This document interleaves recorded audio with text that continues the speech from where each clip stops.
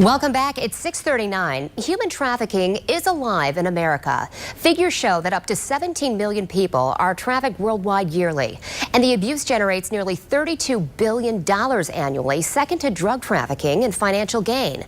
But the nationwide issue is a growing problem right here in West Michigan. And here this morning to talk about this issue, spreading awareness, is Elise Hilton with the Acton Institute. Thanks for joining us this morning. Good morning, Emily. It's great to be here. When I think about human trafficking, I think it's something that a lot of people in West Michigan really don't think is happening here. No, they think of the movie Taken, or they think of something that's happening in the developing world, but it is something that happens right here in our own backyard. Who is at risk? Virtually everyone. Okay. But certainly young people are at risk, especially youths who may be at risk anyway. They've run away from home, they're having problems at home, kids who are lured on the internet.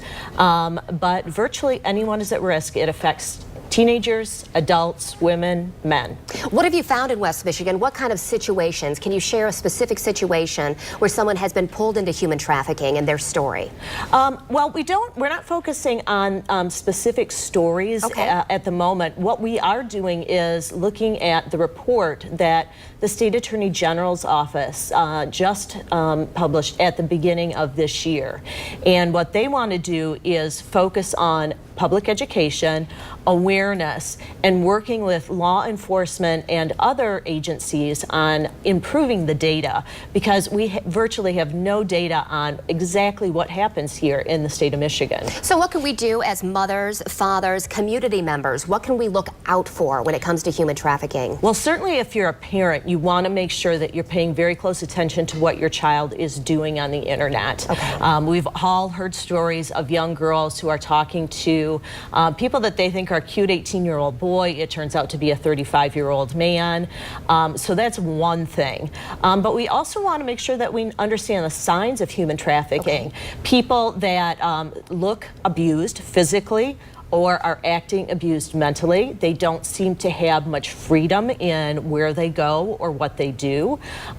People who don't want to talk about their jobs, don't seem to have very much money even though they're working a great deal. Those are all signs of human trafficking that we can look for. Is there somebody to turn to when we see these kinds of behaviors in people? Well, actually in the state of Michigan, there's only 3 organizations that work with human trafficking victims, and 2 of them are here in West Michigan. One is Sacred Beginnings, which is a ministry run by a woman named Leslie King, and the other one is the Manasseh Project at Wedgwood Christian Services. Those are 2 great organizations to turn to for more information. 2 places you want to call if you suspect anything like that happening with anyone you know. Absolutely. Okay. Thank you so much for joining us, Elise, this morning. It is 6, so much information there. We'll put more online and have the story online. Thank you so much, Emily. Yeah.